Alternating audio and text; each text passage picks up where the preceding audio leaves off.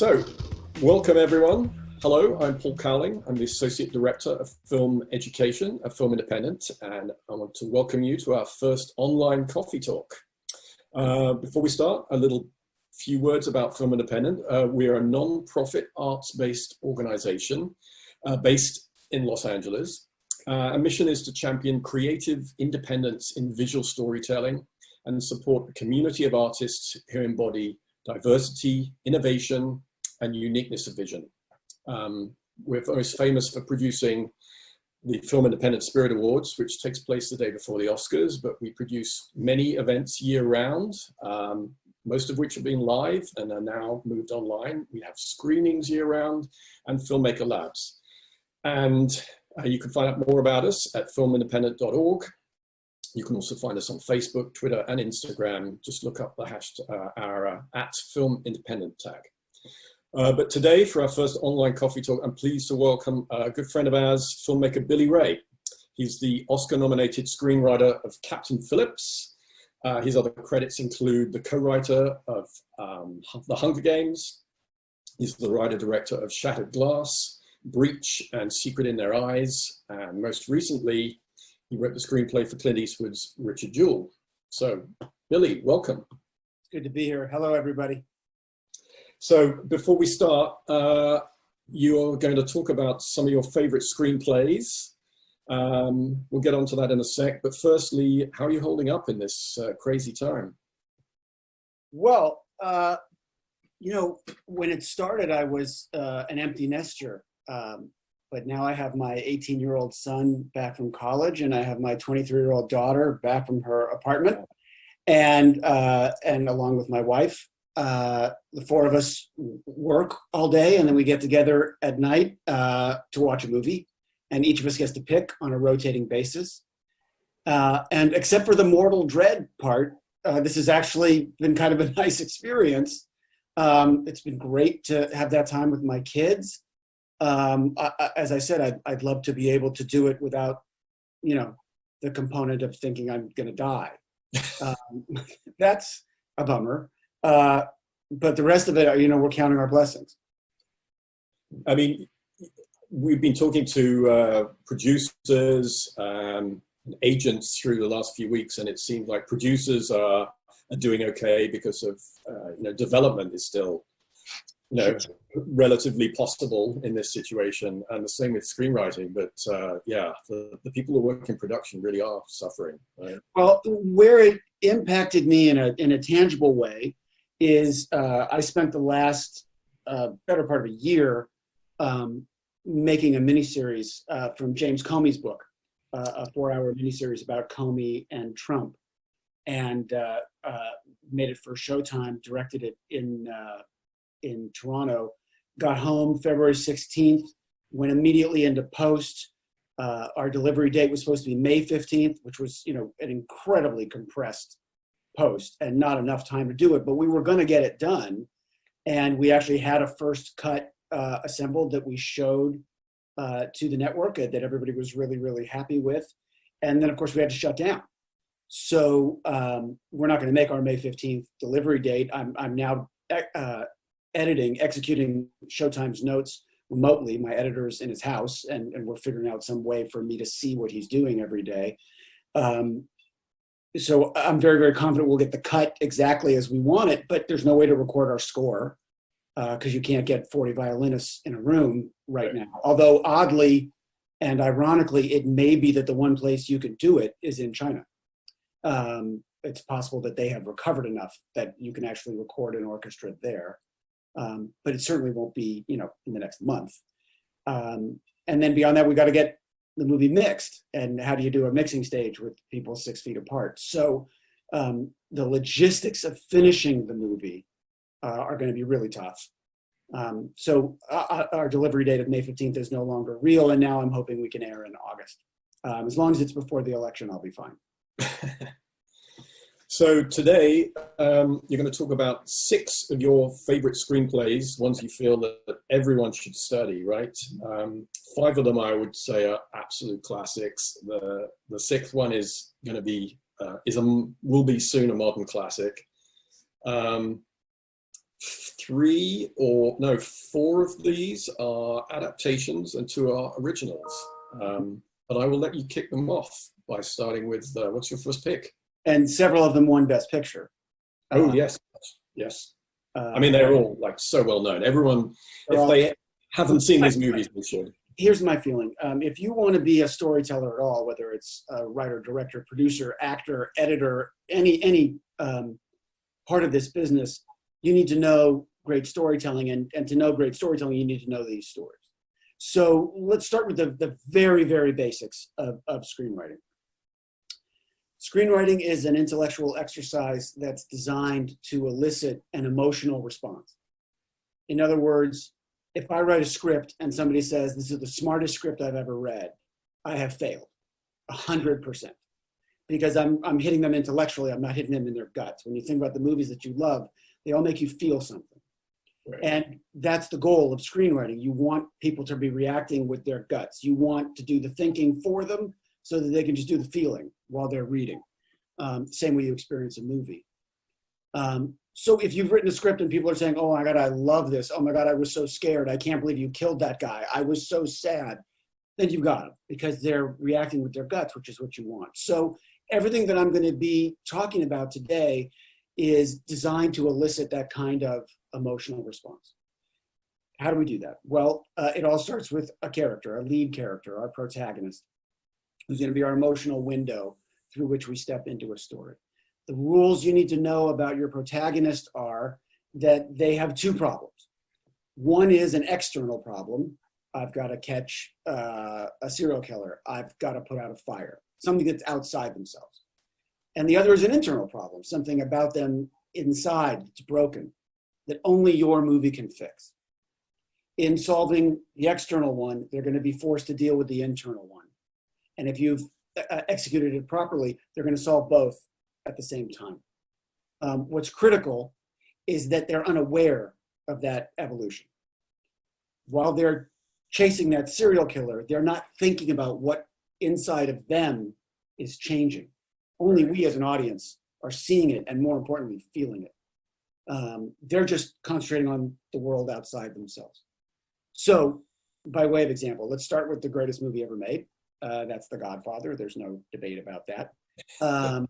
Why is it the greatest movie ever made? Well, it's beautifully directed. It's beautifully acted. The score is incredible. The cinematography is otherworldly. Everything about it is absolutely first class. Couldn't be made better. But you can say that about a lot of movies. What is working on the most seminal level of The Godfather is Michael Corleone walks into a wedding at the beginning of the movie. Everybody looks different than he does. They're all in black and white. He's wearing his army khaki uniform, and he's got Kay with him, who's got the big floppy red hat. He's the outsider. So they look different. Yep. And he sits down and he tells her a story about Luca Brasi. And then he says the most important line in the movie, which is, "That's my family, Kay. That's not me." Meaning, he has a conscious desire not to turn into his father. What makes The Godfather the greatest movie of all time is that he has a subconscious desire that is in direct opposition to that. He is dying to turn into his father. He can't wait to turn into his father on a subconscious level. He's not aware of it at all. So you've got these two tectonic plates. I'm not going to turn into my dad. I'm dying to turn into my dad. And they're just rubbing against each other. And that's the entire movie. That's every beat of the movie, is those two forces pushing against each other.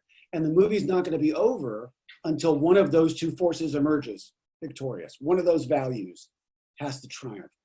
And of course it does at the end. The end of that movie, significantly, is not that he kills the heads of the 5 families. That's the end of the external story. That's the end of this part, the part that's outside of him. The end of the story is he lies to his wife. She asks him directly, "Is this you?" And he says, "No." And then the door closes on her. Yeah. He's chosen the false family over the real family. And in so doing, he's gone farther than Don Corleone ever had before. What's significant about that is, again, those two tectonic plates pushing against each other. But what's significant about that is, if you were to stop Michael Corleone at any point in the movie and say to him, "What are you doing?" He'd say, well, I'm trying to keep my family together and I'm trying to deal with the heads of the other 5 families. And he's only thinking about what's outside of him. He would not halfway through the movie say, I'm dealing with my dad issues. I'm really struggling with something subconscious. He's totally unaware of that evolution, but the screenwriters were not. Mario Puzo and Francis Ford Coppola were certainly not unaware of that evolution. That's what their entire movie was about. So that's the trick of it.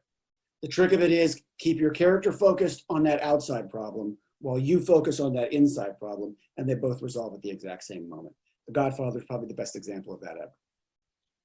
How much of that was in the book? The book was a huge bestseller, but it wasn't it's not a literary classic. It was a big beach airport read at its time. No, I'm ashamed to say I've never read the book, so I don't know. And then I don't teach classes in books because I wouldn't presume. So next up, what is next on your list? Okay, so let's talk a little bit about The Wizard of Oz. Okay. So if we go back to that notion. Yeah, there's an external and an inside problem yes, there. You start with a character that has something broken about them that only your movie can fix. Okay, let's start with Dorothy. Okay, at the beginning of the movie, Dorothy has something broken about her and she's unaware of it. The movie has her singing that song, Somewhere Over the Rainbow, and it's not just because it's a beautiful song, although it is a very, very beautiful song. It's because the movie is telling us what's broken about the character. She doesn't value where she is. She's sick of Auntie Em and Uncle Henry and Mrs. Gulch and the flats and the black and whites of Kansas. She's just fucking had it. And she doesn't understand what a paradise she's living in. So the movie now puts her in a circumstance that will force her to deal with that issue internally. It will force her to face what's broken about her. In short, it will put her over the rainbow, which is where she said she wanted to go. And the second she gets there, she realizes something's very, very wrong. Now, again, it's a world of color that she desired as well, right? Absolutely. You would think she'd be thrilled. She's certainly not in Kansas anymore. But all she wants to do is get home. And she feels it on this intuitive level. But again, if you were to stop her midway through the movie and say, what are you dealing with? She said, well, I got a witch chasing after me, right? And I'm trying to get to the wizard. She would not say, I'm working internally on turning into the sort of person that deserves to be home. She's completely unaware of that evolution and really doesn't figure it out until the very end when Glinda asks her the question and she says, there's no place like home and I should have been there the whole time and all of that. Another classic example of how this kind of screenwriting works. Rocky, very much in the same vein. There's certainly something broken about that guy at the beginning of the movie that only that movie can fix. In other words, you find out this is a guy who believes he's a loser, right? And then he's given the chance to fight Apollo Creed. And significantly, the first thing he says when offered that fight is, no, that would not be a good fight. He's the greatest in the world, and I'm just a ham and egger. It wouldn't be a great fight. But he needs that fight. He needs that fight more than anything in the world in order to turn into the kind of person that he needed to be the entire time. You know, significantly at the end of that movie, the line that ends the movie has nothing to do with boxing. The last line of the movie is he finally says, I love you, to Adrian. And we realize what the movie's about is not boxing at all. It's that he needed to go through this hell in order to be able to love. He didn't have a self to give at the beginning of the movie because he didn't believe in himself. He thought he was a loser. By the end of the movie, he knows that he's not, even though he's lost the fight, which is the classic example of how the thing that he's dealing with on an external level is not really the issue. He's very much a winner at the end of that movie, even though he loses the fight, because he's won something much more important. Does that track, Paul? Yeah, totally. And because if that movie was all external, people wouldn't like that movie as much. He doesn't win the fight. Right. It's a terrible ending. He didn't win. And yet everyone remembers that ending as a victory for him. That's right. Because there's that internal victory.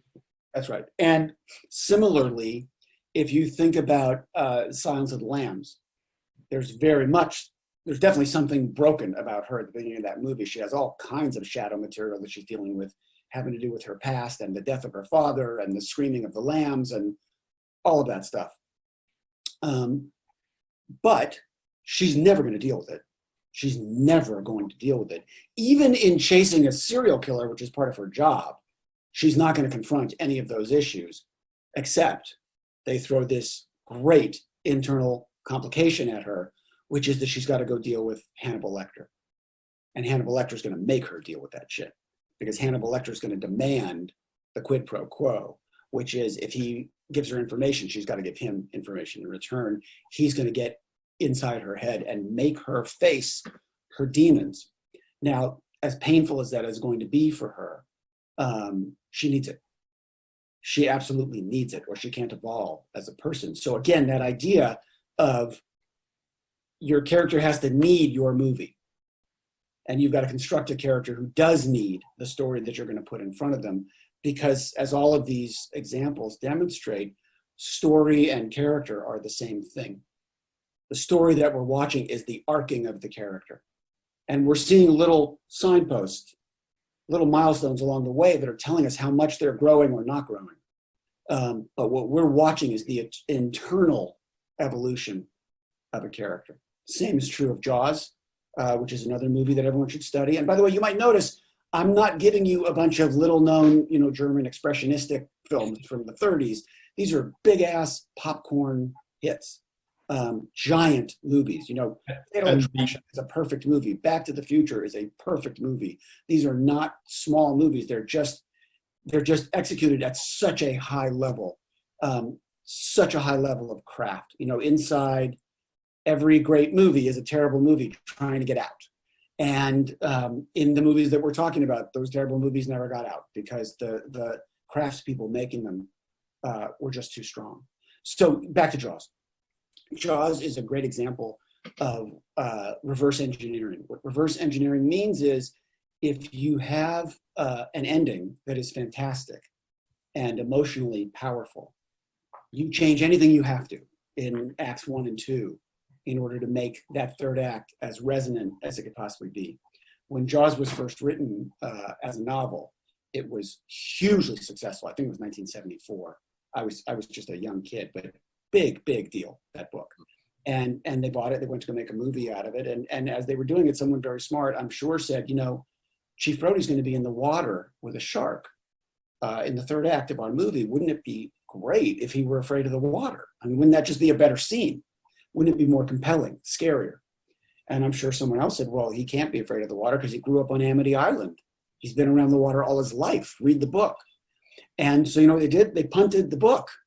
This hugely successful novel, they just got rid of his backstory, and he was no longer from Amity Island. He was now a New Yorker experiencing his first summer ever on Amity Island as the chief of police, which enabled them to make him afraid of the water. And the whole movie is about his being afraid of the water. That's what's broken about him at the beginning of the movie. That's we're constantly being reminded of that. Yes, and we're constantly being reminded of it. And he's not thinking along the course of that movie, wow, this is really going to be good for me. I'm going to get through my fear of the water. Yay me. No, he's not thinking that at all. He's just thinking, I got to kill this fucking shark. And it's that distraction that allows him to grow, which is what is so significant about it. It's beautifully elegant screenwriting. We'll also talk about Inside Out. We will get to that, absolutely. But these are all movies that everybody who's watching this should be studying. And they certainly have the time on their hands now to do it. You should really get inside these movies and see what makes them tick. I could go on forever. I actually have a 3-hour lecture about these movies and about story structure. But I thought it might be good for us to take some questions. Well, firstly, a lot of these screenplays you can find online. A quick Google, I could pull them up. A lot of people have posted them, schools and bloggers, so they're very easy to find online. Good.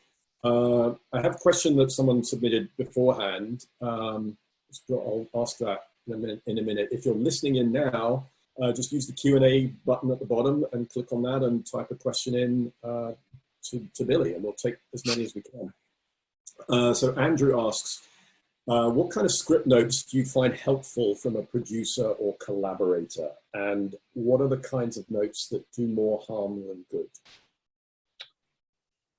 No notes do harm. A note never does harm because you don't have to execute the note. And if you get even a bad note, you can learn something from it, because if a person has a note about the scene on page 60 where you thought they were going to cry, and their note indicates to you that they weren't crying, they may have a terrible idea of how to fix it, or they may have a terrible diagnosis of why they didn't cry. But if they didn't cry, that's on you. That's not on them. Even if their note is shitty, that means that something that you thought was going to move them emotionally failed. And it's your job to figure out why. 9 times out of 10, a writer will get that kind of note and try to fix the scene on page 60 to make it more emotional. And 9 times out of 10, that's the wrong idea. The solution usually lies on page 5, where you didn't hook us into the emotional world of that character early enough and make us care enough, which is why we didn't cry on page 60. Anyway, when you get shitty notes, the watchword is listen to their problems and ignore their solutions. Solutions are not their job, they're your job. But anyway, getting back to Andrew's question, and thank you, Andrew. The kind of notes that are particularly useful are notes that are specific. Telling me a place where they felt bored, or where they felt lost, or where they lost the thread of a character. Again, using that same example, if I put a joke in there and they didn't think it was funny, you need to know where that was. If you put something in there that's supposed to be scary and they weren't scared, you need to know that. Specifics are hugely helpful. There are very few producers out there that can give you really big picture notes. Some of them are able to do that, and those are the producers you want to keep working for, because the great producers are the ones that can say, here's what your movie is about thematically, here's what you're saying, and here's where this moment is not conspiring to help you tell that story. That's really, really useful. But as I said, you have to, part of this has to do with approaching notes with a spirit of humility and a spirit of generosity, with an assumption that you're not a genius. I know for a fact that I am not, so that I need help. This is the most collaborative medium in the world. I'm looking at drafts on my shelf, and Captain Phillips was a 15th draft. And by the way, Amadeus was a 46th, and Amadeus is top 10 all time. So what that means is that 45 times Peter Shaffer thought he was done. 45 times he thought he had written it as well as it could be written. And 45 times someone said, no, Peter, you got to do better. And thank God he dug deep for that 46th draft. If it takes Peter Shaffer 46 drafts, kind of arrogant to think it would take me any less. So you just got to be willing to keep grinding. Were there any moments of input from Paul Greengrass that were kind of like those aha moments for Captain Phillips? Paul is a really, really specific kind of director to work with. He needs to blow things up. That's just his process. So I worked with him for about 3 months until we had it down to the comma. And then he sent me a 60-page single-space document of everything that he wanted fixed in the screenplay. We had just been working for 3 months on it. He just needs to blow it up and then put the component pieces back together again. And if you can, a writer who had written for him before once said to me that writing for Paul Greengrass is the hardest thing I've ever done in my career. It's harder than directing a movie yourself. So yeah, there's a support group out there of writers who have written for Paul. But eventually I got it to where he wanted it to be. There was one point where Paul fired me for 2 days, but no other writer came on the movie, and then he brought me back on. And then as he was going off to Malta, this was sort of my big aha moment with Paul, but not in a great way. When Paul was on his way to Malta, we were having one last conversation. We were talking about some line of dialogue. And Paul said to me, well, I always take dialogue to be something of a suggestion. And I literally said, well, Paul, here's 120 pages of suggestions. Go have a great time. And then you see the movie when it's done, and you see where his level of genius changed your movie and where it made it better. And by the way, in some places it didn't make it better, but for the vast majority of it, oh my God, did he make that movie better? And then of course, what he brought out in Tom Hanks took it over the top. Was the structure of that always going to be kind of two storylines, the Somali pirate and Captain Phillips, and how they... Actually, I'm glad you asked that, because that goes to pitching. And I wanted to say a little bit about pitching today, because it's a very specific component part of being a screenwriter.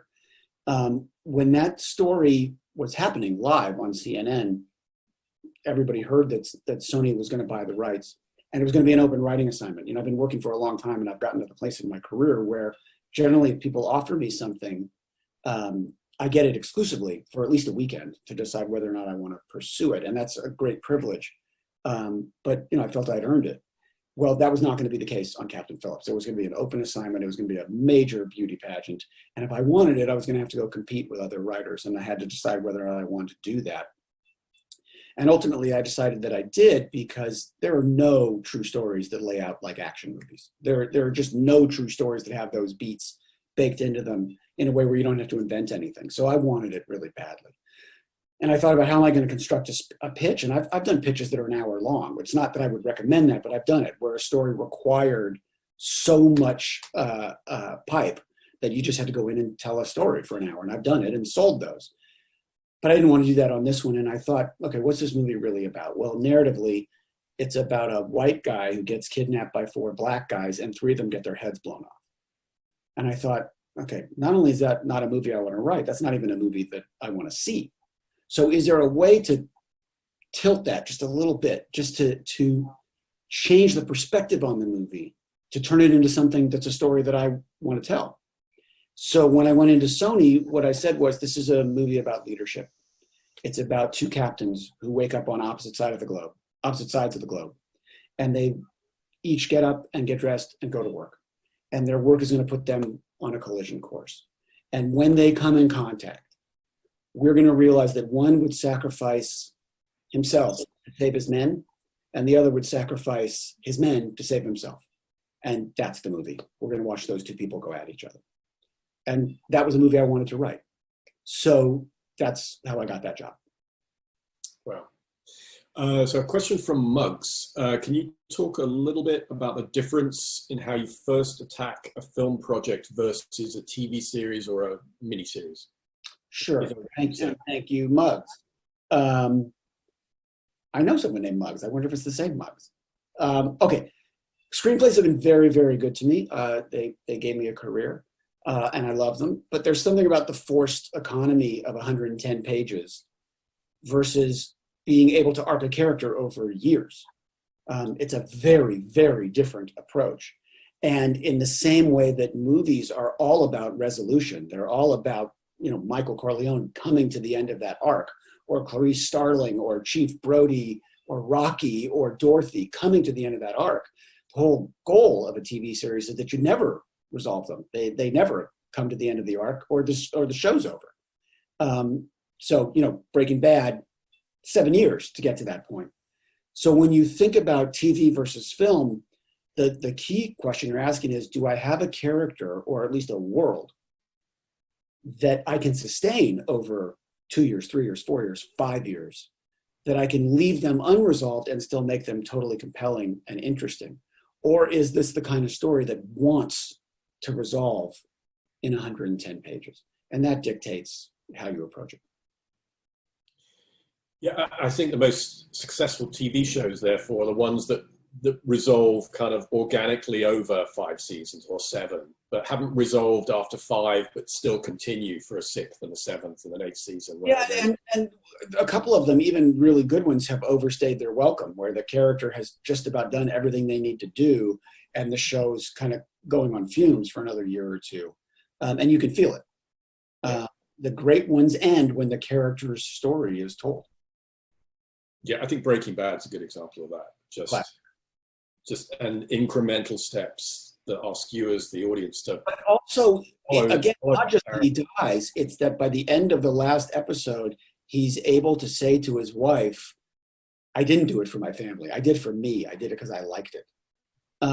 That's huge. He hasn't been able to admit it for 7 years, but he admits it. Question from Mido. How do secondary characters and or subplots help elucidate or complexify the character's internal arc? Assume the protagonist's internal arc. Sure. Well, let's take some movies as an example.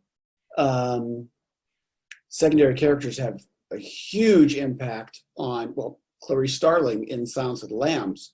Hannibal Lecter is a secondary character and brings something out in her that no one else is able to. If you think about your lead character as a planet, right? And every other character in the movie is a satellite orbiting around that planet. Each of those secondary characters is there to show us a different facet of your lead character. Clarice Starling is going to be different with Hannibal Lecter than she is with the Scott Glenn character. And the whole point is to find out who our character is under pressure.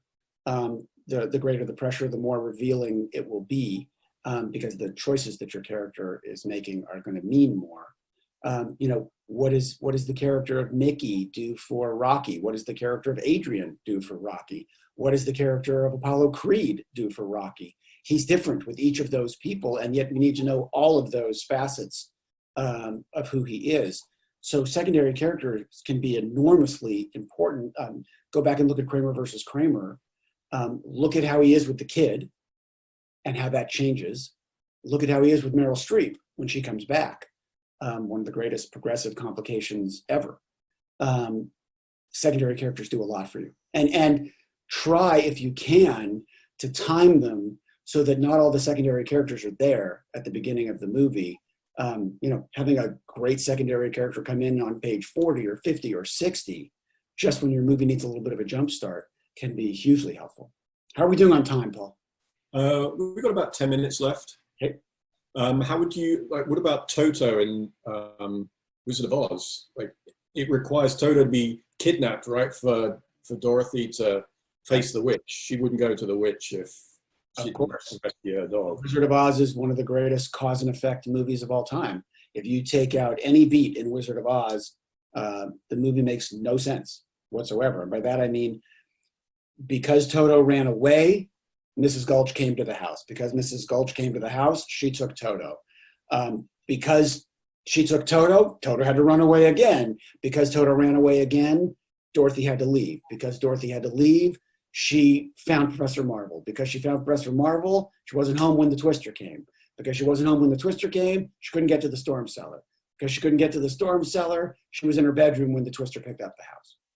If you take out any link in that chain, the whole thing falls apart. Yeah. So Matt asks, do you have any favorite horror movie scripts that you think are as well executed as Silence of the Lambs? The Omen, the original Omen. I don't watch horror as a genre. I'm kind of a chicken shit about that stuff. And to me, scary movies are like spicy food. Like I just don't get why it's fun. But I would say go study the original Omen. It's absolutely brilliant. Question from Chris. What is your writing process like, both daily and over the entirety of working on a script? At what stage do you get notes and from whom? Okay. The first step is to decide what it is that you're going to write. I mean, at any point, you might have 5 or 6 ideas kind of swirling around in your head, things that you've just been thinking about. Or you might have a couple of projects that are in front of you. I mean, I've been lucky enough in my career where I've had things offered to me. So I'm choosing between projects. First big decision you got to make is which one of them are you going to put your sweat equity into? To me, that's the biggest decision that you're going to make. And I base it on a very, very simple litmus test, which is which one do I wake up thinking about? If I don't wake up thinking about a movie, if it's not clawing its way out of my subconscious, I'm not going to do my best work. I'm not going to be inspired. So it doesn't matter if they're throwing a boatload of money at me and there's a star attached and a director attached and a start date. It's a movie I need to say no to. But anyway, once I've decided what movie I'm going to work on, I think about what the tone of that movie is. What does that movie want to feel like? And then I will go out and I will get the soundtrack from a movie that's already been made that has that tone. it's an action movie, I might listen to the soundtrack from Speed. Um, if it's a movie that has some darkness in it, I'll probably listen to the soundtrack from The Thin Red Line, which is one of the greatest movie scores ever. Hans Zimmer, just amazing. And then I'll literally just drive around with that CD playing in my car, and I'll get myself in the emotional headspace to write that movie. And I'll let story ideas just kind of drop into my head. I have a pad of paper with me at all times. Really important that you pull over if you're in the car before you write stuff down, so you don't die. But I start making notes, just stacks. I have a pad by my bed, and it's the last thing I think about before I go to sleep, and it's the first thing I think about when I wake up, and I'm making notes to myself. And then when I have enough of those notes, when I have like that many notes, I'll open a file in my computer and I'll write a treatment. And it will have character notes and first act ideas and second act ideas and third act ideas. And I won't judge myself in any way. It's just sort of a big mess. But I'll just write down every idea that comes to me without editing it in any way. You know, something Paul and I have talked about before, but you know how to do the sculpture of an elephant. The way you do the sculpture of an elephant is you start with a block of granite and then you chip away everything that's not an elephant. Well, once you have that treatment in front of you with all those random ideas, that's your block of granite. And you step back and you say, where's the elephant in there? What's the movie? What's the story I'm telling? And then you start to move things around to conspire to tell that story, and you eliminate scenes that won't help you tell that story. And once I've got a treatment like that, and it actually has sequences and things that impact each other, cause and effect, you know, it's usually around 40 pages, but sometimes it's longer. The treatment for Captain Phillips was 65 pages. The treatment for the Comey miniseries that I just got done shooting, the treatment was 140 pages. The two scripts together were only 220. But then I'm ready to write the script. And what that does is it takes the terror out of writing, because you're never starting with a blank page. You've got that treatment in front of you, and so much work has been done. You can pick scene one and start there, or you can start with the last scene if you want. In terms of my day-to-dayness, it's a little bit different now in the COVID world, but generally for the last 31 years, unless I was directing, it would be take my kid to his bus at 7:30, at my desk by 8. Somebody feeds me at 1. I'm back at my work at 1:15, and I go till 6. Not online, not trying to find ex-girlfriends on Facebook, you know, not doing anything stupid, just working. It's amazing if you work for 10 hours a day, how much you can get done. You know, there are so many variables out there that are going to impact your ability to make a living. And they're all variables over which you have no control. You're not going to be able to control COVID. You're not going to be able to control the health of the nation's economy or the health of our industry. You're not going to be able to control whether or not superhero movies are in or out, or whether the DVD market has flatlined. You're not going to be able to control whether streaming is a big deal or not a big deal. There's only one variable over which you have any control, and that's your willingness to work hard. So you better maximize that variable. Don't let anybody outwork you. Don't let anybody out hustle you. I work harder at 56 than I did at 26, and it's not close. And I do it because there's a mountaintop that I'm trying to get to, and I'm nowhere near it. I mean, I can kind of see it from here, but I'm nowhere near it, and I won't be a content person until I get there. And luck won't get me there, although I will have to be lucky. The only thing that will get me there is hard work. So that's the coin of the realm. But your writing day is always like after you take the kids to school. It's a sort of full 8 to 10 hour day during the day. You wouldn't write at night if a project. No, nights are for my family. Right. It's not that it never happens. It just, you know, if you've written from 8 to 6, you're pretty fried. And I don't think you'd be worth a damn if you started writing again at 7. It's a little bit different now because I'm editing my Comey miniseries remotely. So there's that. And I'm writing 2 things. One is an actual assignment. That's what I work on in the afternoons. And in the morning, I'm writing a Bible for a series that I haven't pitched yet. But I'm pretty excited about it. So I'm splitting my day into thirds. Okay.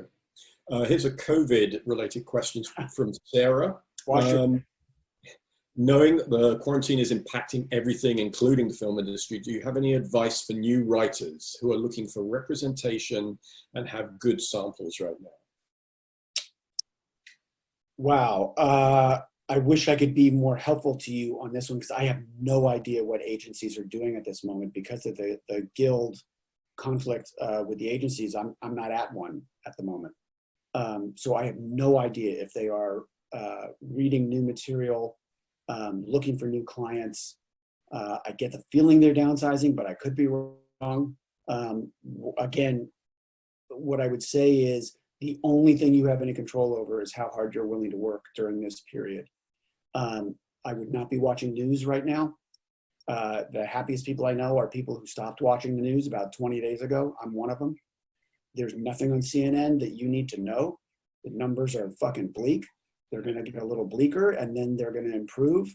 But either way, it's got nothing to do with what you're doing. And it's a gigantic distraction. I don't look at the CNN website. And I don't take in my morning paper. If there's news that I need to know, it will find me through friends or family. But if I were you, I would turn off all of my online capabilities and I would just be writing my ass off. I don't know when this siege is going to end, but when it does, I know that the screenplay that I'm writing on assignment will be done. And I know that I'll have a Bible for a series ready to go pitch. And all the watching of CNN in the world won't help me get there. Yeah. Muggs has written again saying, yes, it's me. Hi, Muggs. Question from Cooper. Can you talk a little bit about why you believe Back to the Future is representative of a perfect story? Well, I guess I would say to Cooper, can you point out anything about Back to the Future that isn't great? It's just executed at such a high level. It starts with a character that has something broken about him that only that movie can fix. And then you are watching this incredibly inventive story that is completely distracting you and Marty McFly from the internal work that he needs to do. Right. And the internal work is really simple, but really powerful and compelling. I can't tell you how many movies I've worked on in the last, I guess, 31 years. So post Back to the Future, where you can literally shorthand in the movie, you can say, okay, we need like a flux capacitor here. In other words, we need some device that makes absolute perfect sense that you can explain in 2 seconds that actually triggers the entire movie. That's pretty good if people can refer to it in that way. Right, and in the movie, we're like, oh, okay, right, yeah. Yeah, sure. 3 gigawatts, whatever he needs, whatever it is. We'll get through some of these quickly. Mark says, do you typically share your treatments with producers or studio collaborators? No, typically I do not. They're for me. In this particular case, the thing that I'm writing on assignment right now, I'm writing for a director that I've always wanted to write for. And so I am sharing the treatment that I wrote with him, partially because I want a lot of input, because it's a movie that requires a huge visual component, and I don't think I'm terribly gifted there.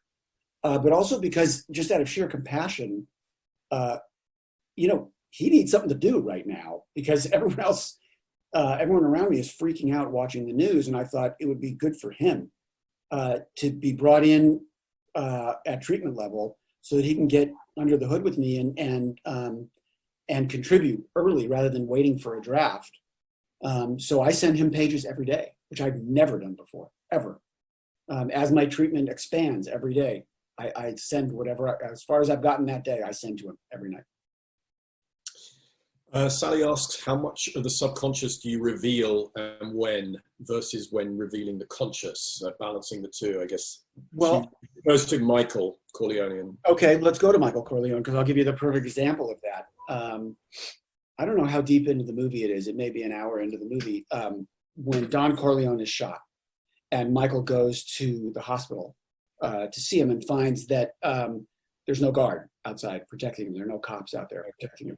And he moves Don Corleone to another room, and then he calls in the nurse to watch after the father. And then he sees Enzo, the baker, coming down the hallway with the flowers.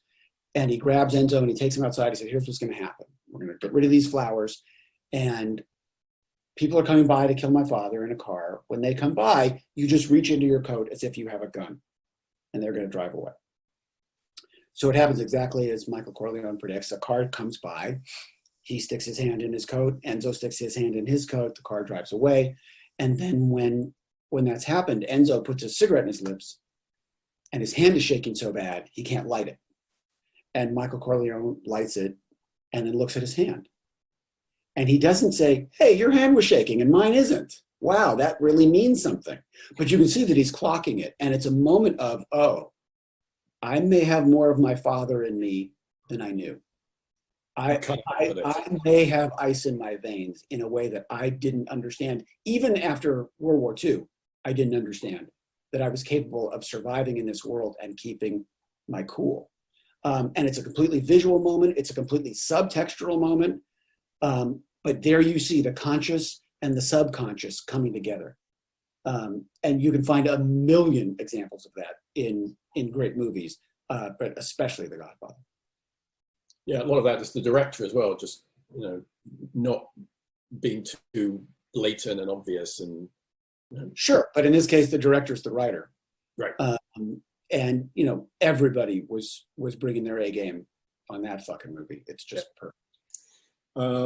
We're almost out of time. Do you want to say anything about Inside Out? Oh, my God, Inside Out.